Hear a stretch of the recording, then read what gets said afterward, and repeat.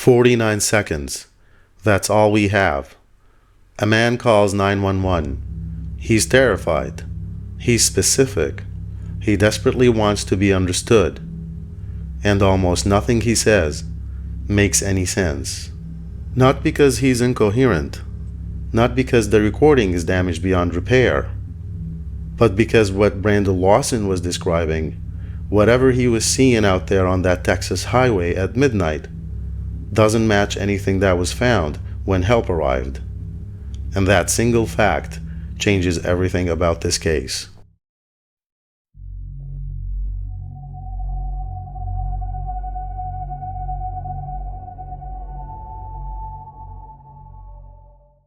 August 8th, 2013. Brandon Lawson, 32, leaves his home in Harrold, Texas after an argument. He gets in his truck and drives. He's heading toward his brother Kyle's place, several hours south. Somewhere on State Highway 277, outside Bronte, deep West Texas, the kind of road where the dark is total, he runs out of gas. He calls Kyle. Kyle calls 911 for him. Kyle starts driving.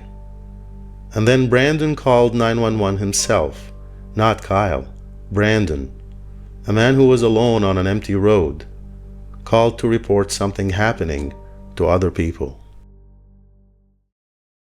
The dispatcher answers. Brandon speaks. 911 emergency. Yes, I'm in the middle of the field. The safer just pushed some guys over. Right here going towards Javelin on both sides. My truck ran out of gas. There's one car here. Got chasing to the woods. Please hurry.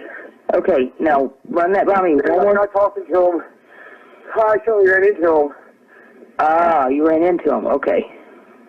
That's the first guy. Do you need an ambulance? Yeah, no, I need the cops. Okay. Is anybody hurt?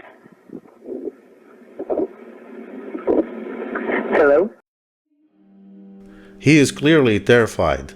He is clearly trying to communicate something urgent, something with people, with a location, with an active situation unfolding right now.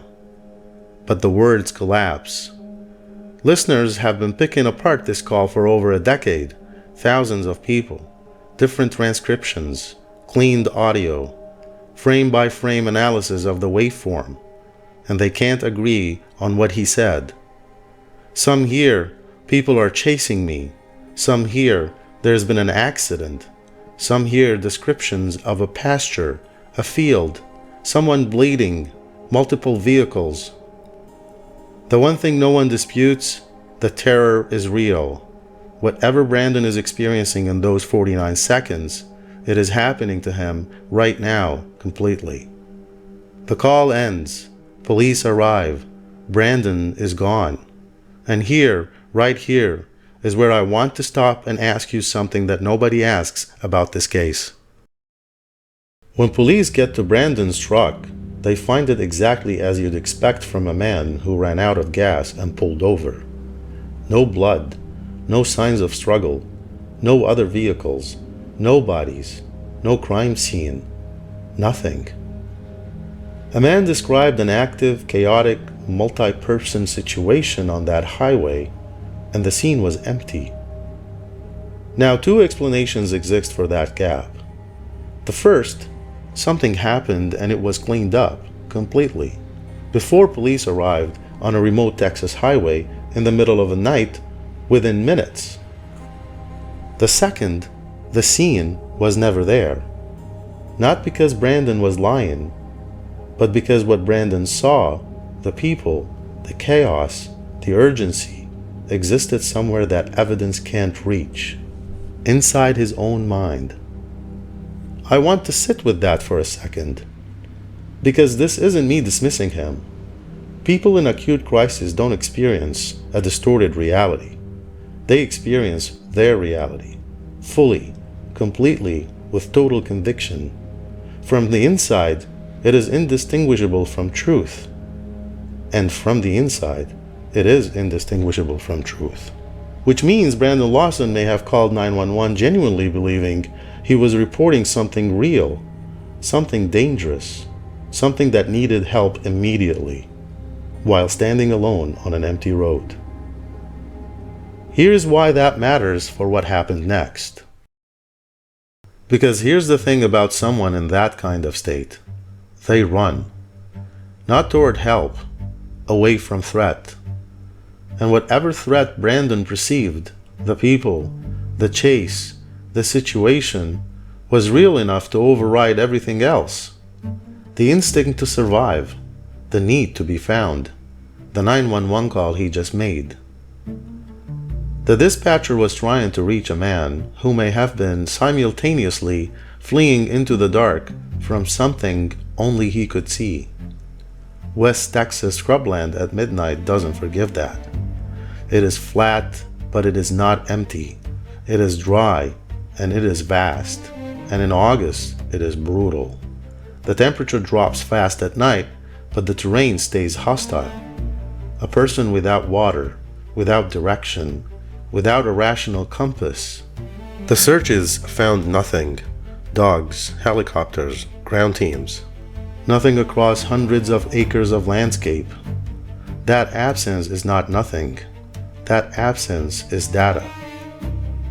It tells us either that Brandon was taken deliberately, carefully, by someone with means and motive, or that he walked far enough, fast enough into terrain that swallowed him whole.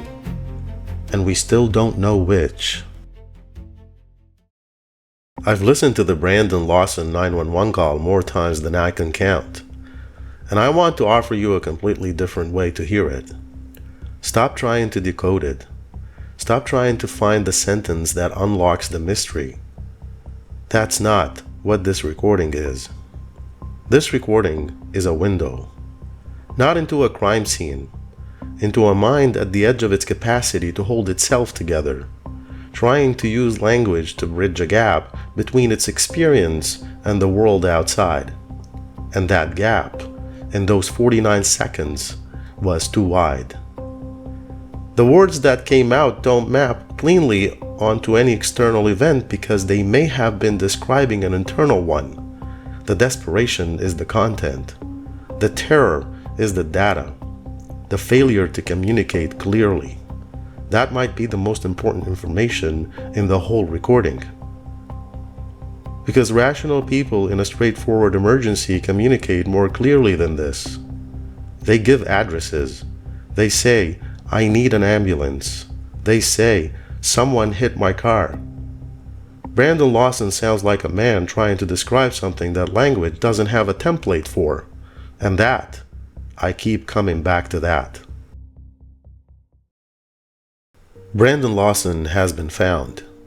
In February 2022, nearly 9 years after that phone call, a small search party returned to the stretch of Highway 277 where his truck had been left. They found his clothing, and when the Texas Rangers searched the area, they found human remains, 1 mile from where it all began. DNA confirmation took another 2 years. His family announced it on Christmas Day 2024. His remains were released to his family in July 2025.